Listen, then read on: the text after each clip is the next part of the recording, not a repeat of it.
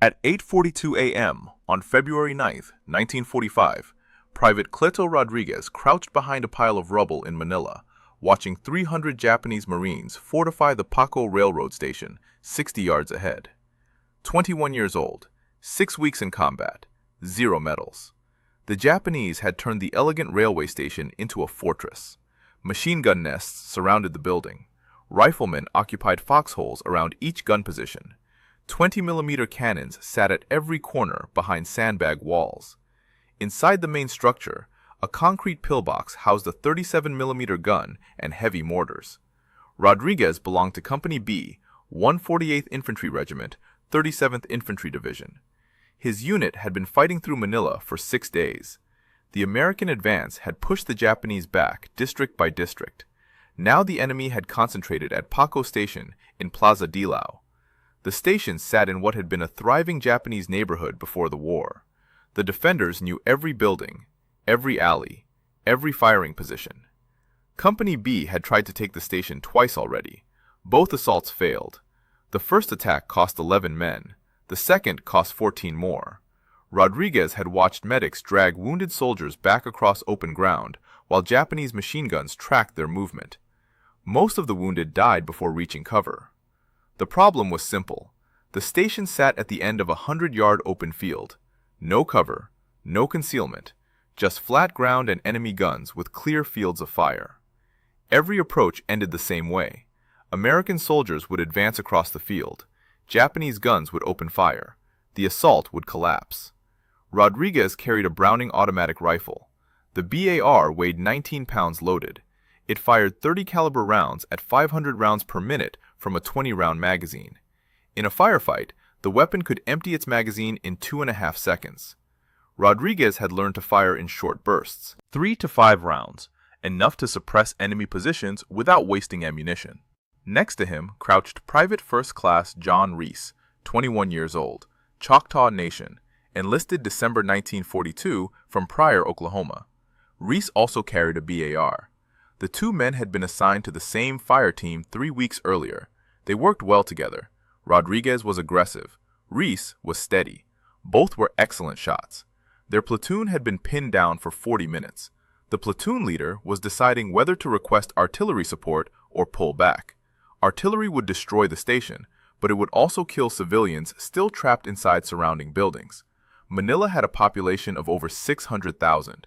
Thousands remained caught between American and Japanese lines. Rodriguez studied the station. The Japanese had positioned their heavy weapons to cover the main approaches, but there was a house 60 yards from the objective. Single-story, stone construction, still partially intact. If 2 men could reach that house, they could establish a firing position closer to the station, close enough to suppress the Japanese guns, close enough to force the defenders to redirect their fire, close enough to give the rest of the platoon a chance to advance. He looked at Reese. Reese nodded. Neither man asked permission. They simply moved. If you want to see whether Rodriguez and Reese survived their assault on the fortress, please hit that like button. It helps us share more World War II stories. Subscribe if you haven't already. Back to Rodriguez. The 2 men gathered extra ammunition. Rodriguez stuffed 4 additional BAR magazines into his belt. Reese did the same. Each magazine held 20 rounds. Together, they carried over 300 rounds. They also grabbed fragmentation grenades, 6 each. Then they stood and ran toward the house. Japanese machine guns opened fire immediately. Bullets cracked past Rodriguez's head. Dirt erupted around his feet. He kept running. 30 yards, 40 yards, 50 yards. Reese was 3 steps behind him. Both men dove through the shattered doorway of the house and rolled to opposite walls. They were 60 yards from the station, alone, surrounded by 300 enemy Marines, and they had just announced their position to every Japanese gun crew in the sector. Rodriguez's hands were shaking, not from fear, from adrenaline. He pressed his back against the wall and forced himself to breathe slowly. Count to 3. Exhale. Count to 3. Inhale. The shaking stopped. The house had been a residence before the battle. Now it was just walls and rubble. Most of the roof had collapsed. Broken furniture littered the floor. A family had lived here, eaten meals here, raised children here. All gone now. Rodriguez moved to a window facing the station. The window frame was intact, but the glass had shattered weeks ago. He positioned himself to the left side of the opening. Never shoot from the center of a window. Japanese snipers would zero in on the center. Always shoot from the edge. Reese took position at a second window 8 feet away. Same principle. Edge of the frame. Maximum cover. Minimum exposure. The two men had learned these lessons the hard way during 6 weeks of urban combat in Manila. The Paco railroad station stood 60 yards away. Rodriguez could see Japanese soldiers moving between positions, machine gun crews, mortar teams, officers directing fire. The defenders had assumed the American assault would come from the main avenue. They had concentrated their forces accordingly. Nobody expected two riflemen to establish a position this close. Rodriguez raised his BAR. He selected a machine gun position 40 yards away. Two Japanese Marines were repositioning the gun to cover a different angle. They were focused on the weapon, not watching their flanks. Rodriguez centered his sight picture on the gunner's chest. He squeezed the trigger. 3-round burst. The gunner dropped. His loader spun toward the sound. Rodriguez fired again. 4 rounds. The loader fell across the machine gun. Reese opened fire at the same moment. His target was a 20-millimeter cannon position 35 yards away. The gun crew had been loading a fresh magazine. Reese hit the loader first, then the gunner, then a third Japanese Marine who had been bringing up ammunition. All 3 went down in under 4 seconds. The Japanese response was immediate and overwhelming. Every gun position that could angle toward the house opened fire. Machine gun rounds tore through the walls. 20-millimeter explosive shells detonated against the stone exterior. Dust and debris filled the air. Rodriguez dropped below the window frame, counted to 5, rose up, fired at a new target, dropped back down. This was the rhythm. Fire, drop, move, fire again. Never stay in the same position for more than one burst. Never give the enemy time to zero in. Keep moving, keep shooting, stay alive. Rodriguez spotted movement near the main entrance to the station. A group of Japanese replacements was running from a building behind the station. They were trying to reach the pillboxes at the front of the station. Fresh troops, fresh ammunition. If they reached those positions, the Japanese defense would strengthen significantly. He shouted to Reese, pointed at the running soldiers. Reese saw them. Both men opened fire simultaneously. The BAR was designed for exactly this scenario. Suppressive fire against infantry in the open. Rodriguez emptied his magazine in controlled bursts. 5 Japanese soldiers fell. He dropped the empty magazine, slapped in a fresh one, kept firing. Reese was doing the same. The running soldiers scattered. Some tried to retreat. Some tried to continue forward. Most simply fell. When the shooting stopped, more than 40 Japanese Marines lay in the open ground between the rear building and the station. The pillboxes remained unmanned. No reinforcements would reach those positions, not while Rodriguez and Reese controlled this house. Rodriguez checked his ammunition. He had fired through 3 magazines in less than 10 minutes, 60 rounds. He had 5 magazines remaining, plus the grenades. Reese was in similar condition. They had plenty of ammunition, but plenty only lasted as long as the Japanese gave them targets. The enemy changed tactics. Instead of trying to reinforce the front positions, they began concentrating fire on the house. Machine guns, mortars, the 20-millimeter cannons. Every weapon that could angle toward Rodriguez and Reese was now directed at their position. The stone walls provided cover, but they would not hold forever. Already Rodriguez could see daylight through holes in the walls where shells had punched through. He looked at his watch. 9:17 a.m. They had been in the house for 35 minutes. It felt like hours. His shoulders ached from the weight of the BAR. His ears rang from the constant gunfire. His mouth tasted like concrete dust and gunpowder. Reese was reloading his BAR when the first mortar round hit the roof. The explosion collapsed what remained of the ceiling. Wooden beams crashed down. Rodriguez threw himself against the wall. A beam missed his head by inches. When the dust cleared, half the roof was gone. They were completely exposed from above, and the Japanese mortar crews had found their range. The second mortar round hit 30 seconds later, then a third. The Japanese had walked their fire directly onto the house. Rodriguez and Reese could not stay here. They had 2 options: retreat back to American lines across 100 yards of open ground, or advance 20 yards closer to the station where the mortar crews could not depress their weapons low enough to hit them. Rodriguez pointed toward the station. Reese understood immediately. Dead space. Every indirect fire weapon had a minimum range. Get close enough and the mortars became useless. It was counterintuitive. Moving toward the enemy felt like suicide, but staying in the house was guaranteed death. They gathered their remaining ammunition. Rodriguez had 4 magazines left, 80 rounds. Reese had 5, 100 rounds, plus grenades. They would need every one. Rodriguez went first. He sprinted from the house toward a pile of rubble 20 yards closer to the station. Japanese rifles opened fire. Rounds snapped past his head.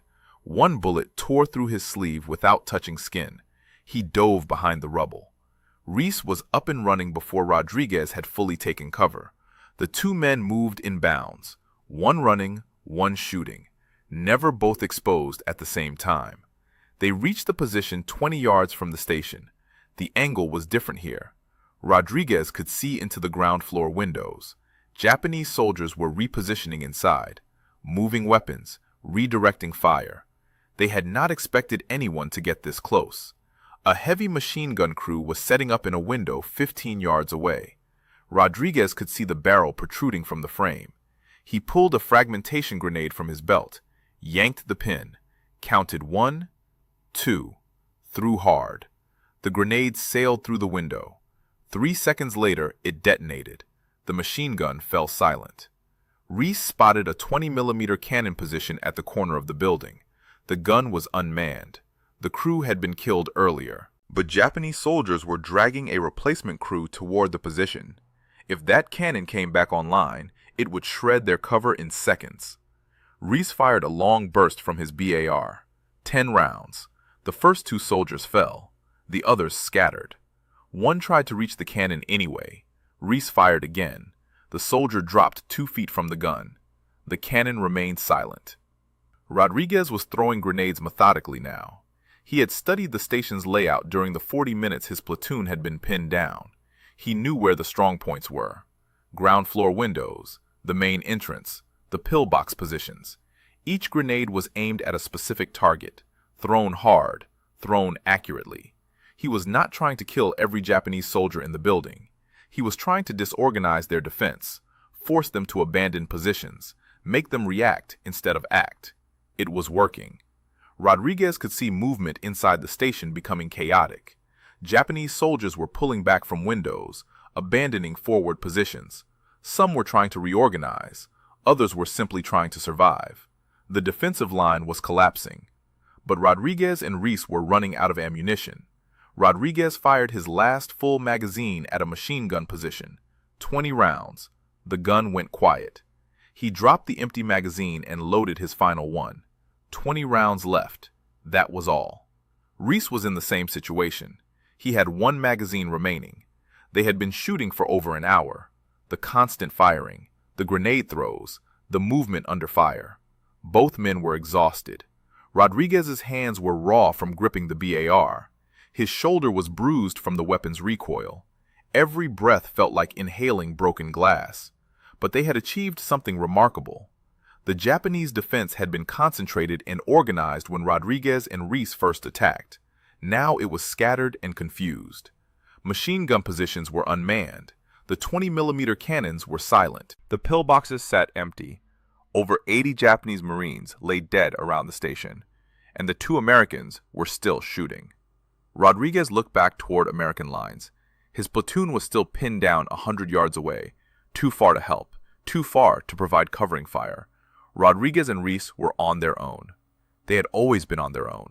From the moment they ran toward that first house, they had been fighting this battle with no support, no backup, no reinforcements. Rodriguez checked his ammunition one more time. 20 rounds, 6 grenades used, 0 grenades remaining. He looked at Reese. Reese held up 1 magazine, his last. They had maybe 3 minutes of ammunition left, maybe less if the Japanese counterattacked, and then they would have to withdraw, run back across that 100-yard killing field with empty weapons, while 300 angry Japanese Marines shot at their backs. Rodriguez made the decision. They would withdraw. Not because they were afraid, not because they had failed, because staying here with no ammunition was pointless suicide. They had done their job, disrupted the Japanese defense, killed over 80 enemy soldiers, given their platoon a chance to advance. Now, they needed to survive long enough to see whether that chance mattered. The withdrawal plan was simple. One man would fire while the other ran, then switch, leapfrog back toward American lines, cover each other, keep the Japanese pinned down, make it back alive. Reese would go first. He was 3 years younger than Rodriguez, but he was the steadier of the two, more methodical, better at controlling his breathing under stress. Rodriguez trusted him completely. Rodriguez opened fire on the station, short, controlled bursts. He was not trying to hit specific targets anymore, just suppressing fire, keeping Japanese heads down, buying Reese time to move.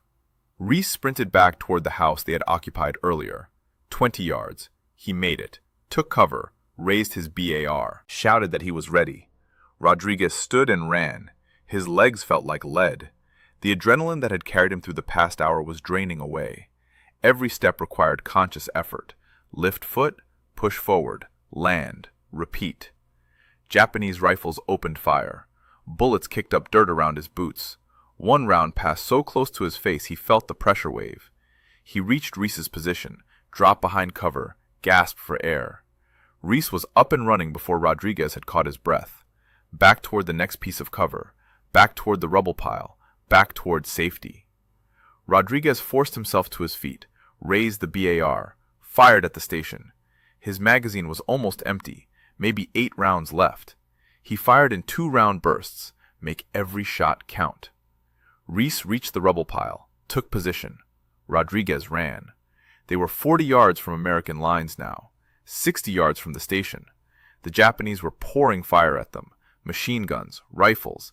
Even the mortar crews were trying to hit them despite the difficult angle. Explosions bracketed their position. Shrapnel whistled overhead. Rodriguez reached the rubble pile. Reese was already moving to the next position, back to that first house, the one they had occupied at the start, the one with the collapsed roof and the shattered windows. Reese was 15 yards away when Rodriguez saw the Japanese reinforcements. A fresh squad of Marines was advancing from the left side of the station. 8 men. They had worked their way around the American position while Rodriguez and Reese were focused on withdrawing. Now they were flanking, trying to cut off the retreat, trying to surround the 2 Americans before they could escape. Rodriguez swung his BAR toward the threat, pulled the trigger. Nothing.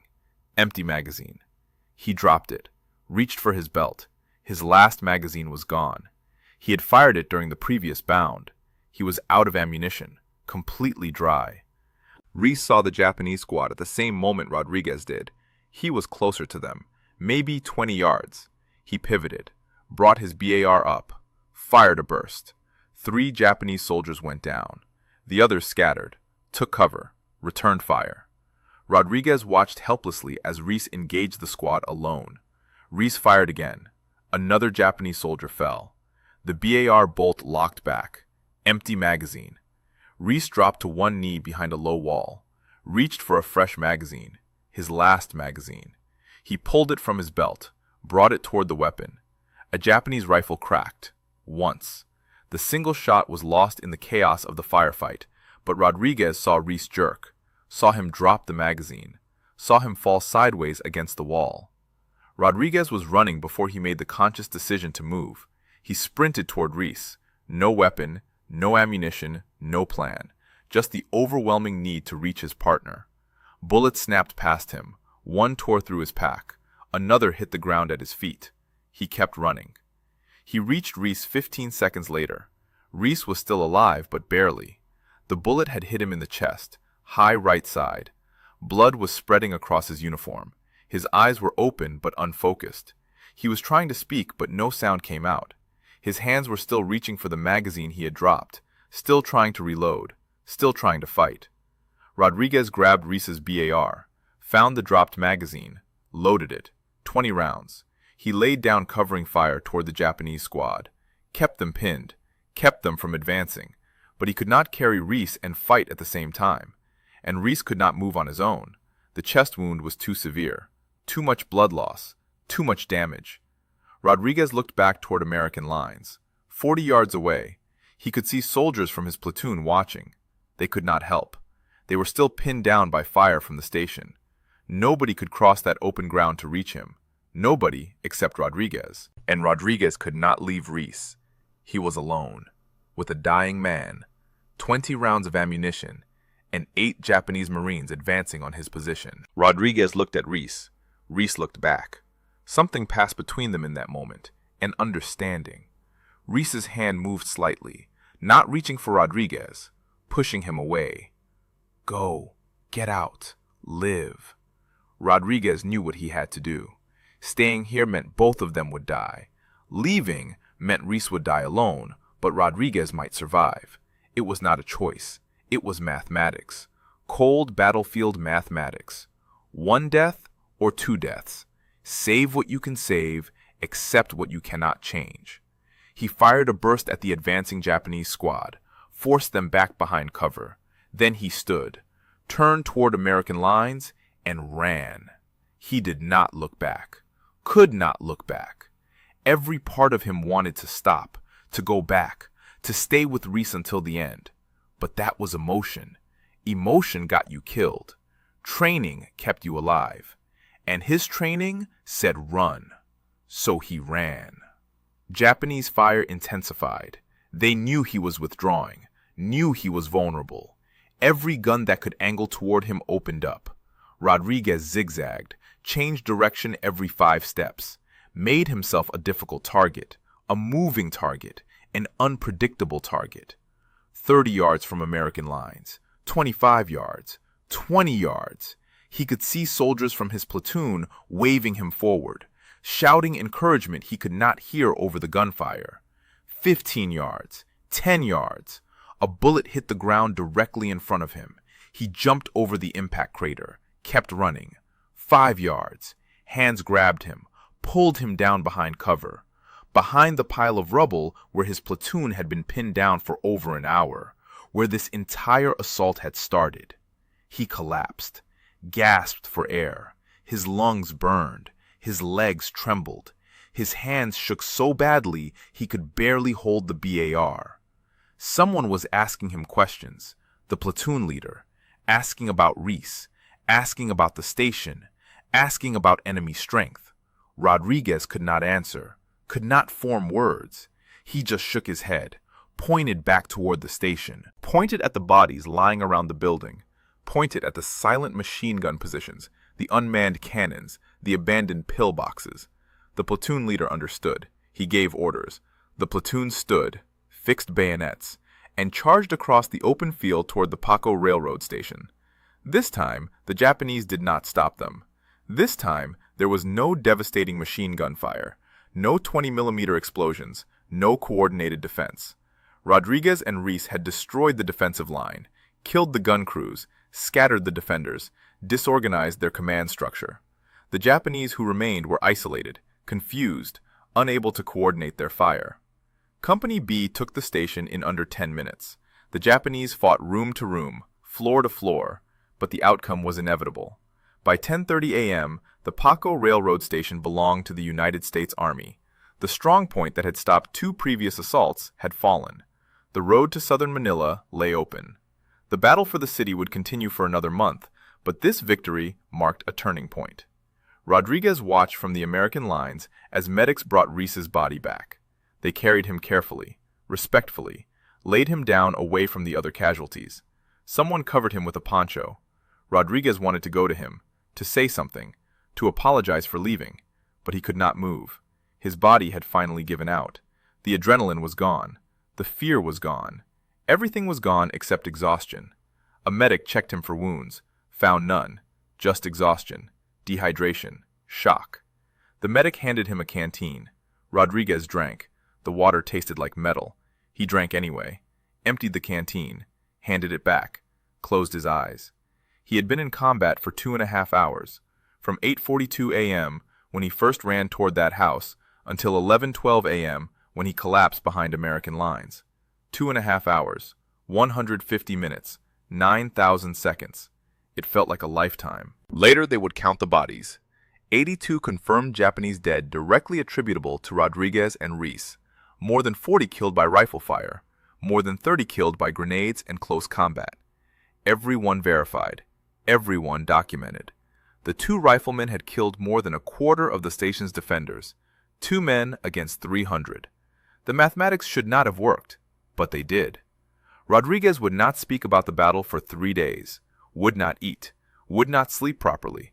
He kept seeing Reese fall, kept seeing that final look, kept hearing the single rifle shot that had ended his partner's life, kept feeling the weight of the decision to leave him behind.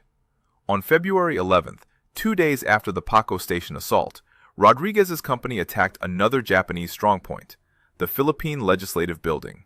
Well defended. Heavy casualties expected. Rodriguez volunteered for the assault team. Nobody questioned why. They all understood. He was not trying to be a hero. He was trying to finish what he and Reese had started. The legislative building sat in the heart of Manila, massive stone structure, built in the 1930s, designed to house the Philippine Commonwealth government. Now it housed 3 companies of Japanese Marines who had turned it into a fortress even stronger than Paco Station. Company B had already tried to take the building once. That assault cost 43 casualties, 17 dead, 26 wounded. The Japanese had fortified every entrance. Machine guns covered every approach. Snipers occupied the upper floors. Artillery spotters on the roof called in mortar fire on American positions. The building had to fall. But nobody knew how to make that happen without losing half the company. Rodriguez studied the building from 200 yards away. The main entrance was a kill zone. Wide steps, no cover, perfect field of fire for the defenders.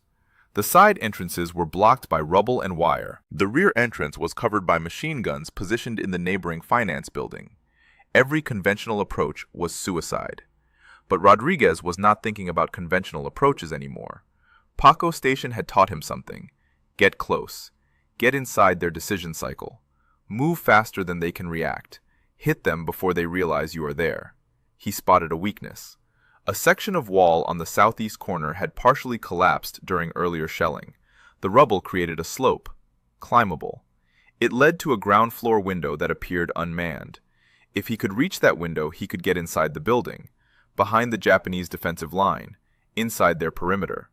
The platoon leader asked for volunteers. Rodriguez stepped forward immediately. 3 other soldiers joined him. They were forming a 4-man assault team. Their mission was simple: get inside the building, create chaos, draw Japanese attention away from the main entrance, allow the rest of the company to attack while the defenders were distracted. They moved at 0600 the next morning, February 11th. Rodriguez went first. He crossed the open ground at a dead sprint. Rifle fire cracked around him. He reached the rubble pile, climbed, pulled himself up toward the window. A Japanese grenade landed 3 feet away. He kicked it back. It detonated in midair. Fragments tore through his face. Left cheek, just below the eye. Blood poured down his neck. He ignored it, kept climbing. He reached the window, dropped inside. Found himself in a large room. Storage area. Boxes stacked against walls. Dust everywhere. And 4 Japanese soldiers 20 feet away. They were manning a machine gun pointed toward the main entrance. They had not heard him enter. The grenade explosion outside had covered the sound. Rodriguez raised his BAR. The soldiers turned. Too late. Rodriguez fired. Full automatic. 20 rounds in 4 seconds. All 4 Japanese Marines fell. The machine gun went silent. Rodriguez dropped the empty magazine, loaded a fresh one, moved deeper into the building. The other 3 American soldiers were climbing through the window behind him. Rodriguez did not wait for them. He was moving on instinct now. Pure aggression. The same focused violence that had driven him at Paco Station. Find the enemy, kill the enemy, keep moving. He turned a corner, found himself in a hallway, 30 feet long, 3 doors. He could hear Japanese voices behind the second door. Multiple soldiers, maybe 6 or 7. They were talking calmly, casually. They did not know an American was 15 feet away. Rodriguez pulled his last grenade from his belt, yanked the pin, kicked the door open, threw the grenade inside, slammed the door closed, pressed himself against the wall. The explosion was muffled by the closed door, but he felt it through the floor. He waited 3 seconds, kicked the door open again, stepped inside with his BAR raised. 6 Japanese soldiers lay dead or dying in the room. Rodriguez checked each one, made sure they were no longer a threat, then moved to the next room. The building had dozens of rooms, dozens of defensive positions. Each one had to be cleared. Each one might contain Japanese soldiers ready to kill him. The fighting inside the legislative building lasted 4 hours, room by room, floor by floor. Rodriguez and his 3-man team worked their way through the southeast section while the rest of Company B attacked through the main entrance. The Japanese defense collapsed under the 2-front assault. By 1000 hours, the building was secure. Over 60 Japanese Marines lay dead inside. Rodriguez personally accounted for 10 of them, 6 in the initial assault, 4 more during the room-clearing operations. The medic finally got a look at Rodriguez's face wound after the building fell. Grenade fragments had torn through his left cheek. The injury was painful, but not life-threatening. The medic cleaned it, applied sulfa powder, wrapped it with gauze, told Rodriguez he needed to evacuate to a field hospital for proper treatment. Rodriguez refused, said he would get treatment after the battle was over, after Manila was secured, after the job was finished. The company commander heard about Rodriguez's actions, both at Paco Station and at the legislative building. He recommended Rodriguez for the Medal of Honor. The recommendation included detailed after-action reports, witness statements from other soldiers, body counts verified by multiple sources. The paperwork moved up the chain of command, division, corps, army, eventually reaching Washington. On October 12, 1945, President Harry Truman presented Private Cleto Rodriguez with the Congressional Medal of Honor on the White House lawn. Rodriguez stood at attention in his dress uniform. The bandage was gone from his face, but the scar remained, would remain for the rest of his life. Private First Class John Reese received his Medal of Honor posthumously on October 19, 1945. His family traveled from Oklahoma to receive the award. His cousin, Betty Lamar, attended the ceremony. She later said that Rodriguez had told her what happened in those final moments at Paco Station, how Reese had provided covering fire, how he had drawn enemy attention away from Rodriguez, how he had chosen to let Rodriguez withdraw first because Rodriguez had a family waiting back home. Reese was single. No wife, no children. He made the calculation. Saved the man who had people depending on him. Rodriguez received promotion to technical sergeant after the war. First Mexican-American to receive the Medal of Honor in the Pacific Theater. One of 6 Texans of Mexican descent to receive the award during World War II. He became the 5th person of Mexican ancestry ever to receive the nation's highest military honor. He returned to San Antonio in December 1945 to a hero's welcome. The city gave him a key to the city, parades, ceremonies, recognition. But Rodriguez did not feel like a hero. He felt like a survivor. Every time someone thanked him for his service, he thought about Reese, about the men from Company B who died taking Manila, about the 25 casualties from the first 2 assaults on Paco Station. Heroes were dead. Survivors just kept moving forward. Rodriguez left active duty in December 1945. He went to work for the Veterans Administration. He had dropped out of high school before the war. Now he used his GI Bill benefits to complete his education. He became passionate about helping other Hispanic Americans access education and training. He understood the barriers they faced: language, poverty, discrimination. He worked to break down those barriers, one veteran at a time. In 1952, Rodriguez rejoined the military, first with the United States Air Force. He served for 2 years, then transferred back to the Army in 1955. He deployed to Korea, later to Vietnam. He accumulated decorations beyond his Medal of Honor: Silver Star for the Legislative Building Assault, Bronze Star with Oak Leaf Cluster, Purple Heart, Asiatic Pacific Campaign Medal with 2 campaign stars, Philippine Liberation Medal. He retired from the Army in 1970 as a Master Sergeant. 26 years of total service. He had enlisted as a 19-year-old private with 0 combat experience. He retired as a senior non-commissioned officer who had served in 3 wars, who had trained hundreds of younger soldiers, who had passed on the lessons learned in places like Paco Station and the Legislative Building. Rodriguez married Flora Muñez on November 11, 1945. They had 4 children, Cleto Jr., Betty, Mary, Joe. He raised his family in San Antonio, worked, attended church, lived a quiet life. He rarely spoke about the war. His children knew he had received the Medal of Honor, but he did not display it prominently. It stayed in a drawer, with his other decorations, with the memories he preferred not to revisit. In 1975, the San Antonio School District renamed an elementary school in his honor, the Cleto L. Rodriguez Montessori Elementary School. It was the only school in the district named after a former student. The school still operates today, teaching children who mostly do not know the story of the man whose name appears on their building. A section of U.S. Route 90 in San Antonio was designated the Cleto Rodriguez Freeway. A rifle range at Camp Perry, Ohio National Guard training site, was named in his honor. Camp Perry hosts the National Rifle and Pistol Championships. Every year, thousands of competitive shooters use the Rodriguez range. Most do not know who Cleto Rodriguez was, do not know what he did in Manila, do not know about Paco Station or John Reese or the 2.5 hours that changed the course of a battle. On December 7, 1990, Cleto Rodriguez died in San Antonio. He was 67 years old. 45 years had passed since that morning at Paco Station. 45 years since he watched Reese fall. 45 years since he made the decision to run, to survive, to carry the weight of that survival for the rest of his life.